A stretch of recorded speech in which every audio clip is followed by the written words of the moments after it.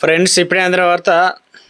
రాష్ట్రంలో ఘోర ప్రమాదం, 37 మంది కన్నుమూత అంటూ లేటెస్ట్ అప్డేట్ అయితే రావడం జరిగిందండి. సో ఆ వివరాలు ఏంటది వీడియోలో తెలుసుకుందాం. వీడియోని స్కిప్ చేయకుండా పూర్తిగా ఇన్ఫర్మేషన్ చూడండి, అప్పుడే ఇన్ఫర్మేషన్ అయితే అర్థమవుతుందండి. మరోసారి ఛానల్ వస్తే తప్పకుండా సబ్స్క్రైబ్ చేసుకోండి. ఇటువంటి లేటెస్ట్ అప్డేట్స్ అన్ని కూడా మీ ఫోన్ నోటిఫికేషన్ రూపంలో అందించడం జరుగుతుందండి. లైక్ చేయడం మర్చిపోతాం. మీరు లైక్ చేయడం ఇన్ఫర్మేషన్ మరింత మందికి రీచ్ అవుతుంది. సంగారెడ్డి జిల్లా పాషమైలారం సిగాచి రసాయన పరిశ్రమ పేలుడు ఘటనలో మృతుల సంఖ్య పెరుగుతుంది.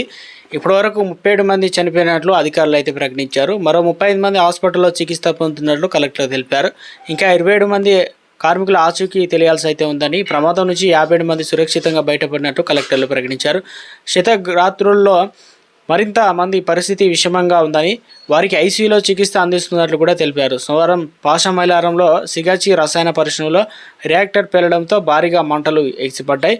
దీంతో అక్కడికక్కడే 5 మరణించారు.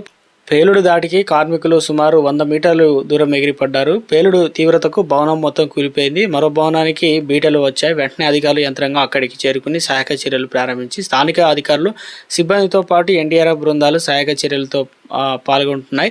పటాన్చెరు ఆసుపత్రిలో మృతదేహాలు తరలించారు. మృతదేహాలు గుర్తుపట్టలేని విధంగా ఉండడంతో వాటిని గుర్తించేందుకు DNA టెస్టులు చేయనున్నారు.